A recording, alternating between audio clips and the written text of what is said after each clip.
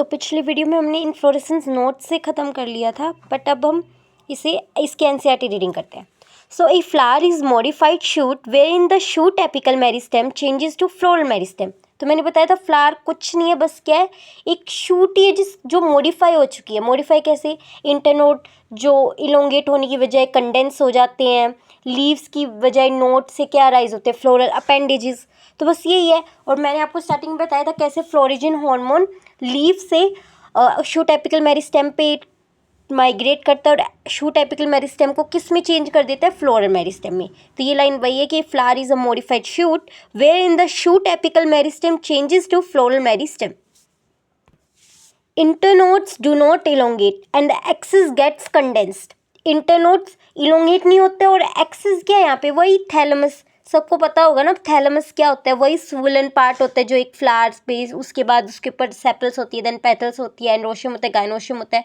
तो वो थैलेमस क्या है? वो ये एक्सिस है उसकी जो कंडेंस हो चुकी है, जो इंटरनोड्स है वो कंडेंस हो चुके हैं। The apex produces different kinds of floral appendages literally यानी साइडवाइज क्या floral appendages आ रही है apex पे instead of successive nodes पर, instead of leaves की बजाय floral appendages आ रही जैसे कि sepals, petals. When a shoot tip transforms into a flower it is always solitary. अब इनफ्लोरेसेंस और सोलिट्री में क्या डिफरेंस है? कई बार हमें सोलिट्री और साइमोस में भी पता नहीं चलता, तो उसे तो पहले डायग्राम से समझते हैं, ठीक है। सो यहाँ पे देख सकते हो सोलिट्री मतलब क्या होता है कि जब एक ब्रांच एक फ्लावर में टर्मिनेट कर जाए तो उसे सोलिट्री फ्लावर कहते हैं। यहाँ पर फ्लावर का कोई क्लस्टर नहीं है ना, इसका मतलब ये नहीं कि पूरे प्लांट पे एक ही फ्लावर होगा, नो। इसका मतलब है कि एक ब्रांच होगी उस पर एक फ्लावर होगा। अगर इसकी भी कोई ब्रांच निकलती है तो उस ब्रांच पे एक ही फ्लावर होगा। जैसे कि गुड़हल हिबिस्कस, गुड़हल कहते हैं हिबिस्कस को, हिंदी में गुड़हल कहते हैं। तो उसका प्लांट देखो ही, तो उसमें देखो कि एक ब्रांच पर एक ही चाइना रोज है। लेकिन जब इन्फ्लोरेसेंस क्या होता है कि एक ब्रांच पे आपको ना क्लस्टर मिल सकता है फ्लावर का। वहीं अब साइमोस और सोलिट्री में क्या होता है, अब इसमें भी फ्लोरल जो एक्सिस है वो फ्लावर में टर्मिनेट करे, इसमें भी। बट यहाँ पर क्या होता है, एक पूरी ब्रांच होगी, जो भी जितनी भी ब्रांचेस होगी ना, हर एक ब्रांच पे एक फ्लावर मिलेगा, बट यहाँ पर गुच्छा मिलेगा।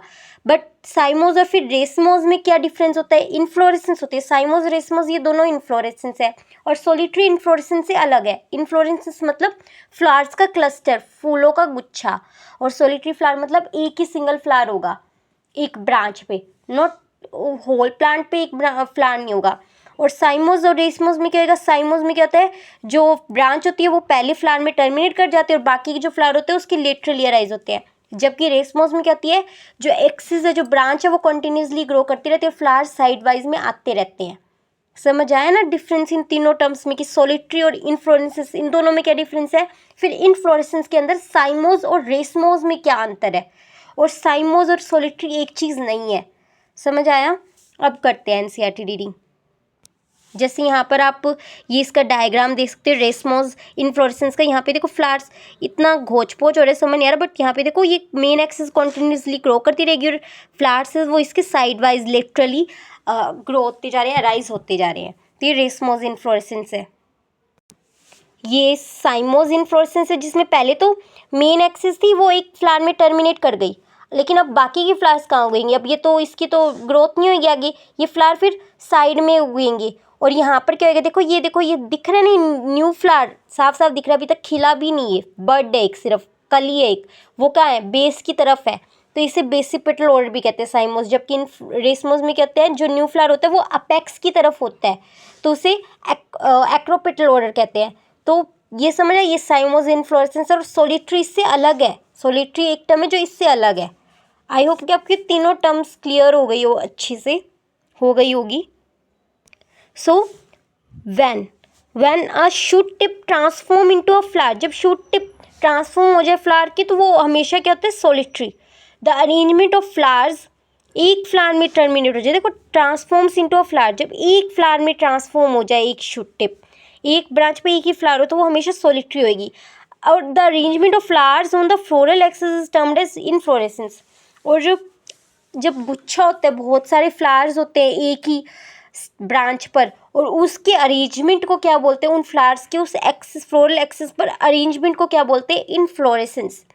Depending on whether the apex gets developed into a flower और कंटिन्यूज टू ग्रो। अब इनफ्लोरेसेंस में दो टाइप्स है, साइमोज एंड इन रेसमोज। अब इन दोनों को कैसे डिसाइड किया अलग अलग, कि डिपेंड करता है कि वेदर द अपेक्स जो टिप है वो एक फ्लावर में टर्मिनेट हो रही है, जैसे कि साइमोज में फ्लावर में टर्मिनेट हो जाती है, या फिर मेन एक्सिस अपने कंटिन्यूस ग्रो करते रहेंगे और फ्लावर लिटरली अपने आप उगते रहेंगे, तो उसे बोलते हैं racemose. So two major types of inflorescence are defined, racemose and cymose. In racemose type of inflorescence, the main axis continues to grow. Racemose type of inflorescence में जो मेन एक्सिस है वो कॉन्टिन्यूसली ग्रो करती रहती है, और flowers are borne literally in an acropetal succession. Succession क्या होता है, ऑर्डर, कि एक एक्रोपिटल ऑर्डर, मतलब नई लीफ होगी ना, वो आपको शूट टिप की तरफ दिखेगी, तो वो एक एक्रोपिटल ऑर्डर में ग्रो करती है। जबकि in cymose type of inflorescence the main axis terminates in a flower, जो मेन एक्सिस होगी वो एक फ्लावर में टर्मिनेट हो जाएगी, hence is limited in growth. So वो क्या आएगी, ग्रोथ में लिमिट ही होगी, ये नहीं कि ग्रो करती रहेगी इनडेफिनिटली, नो।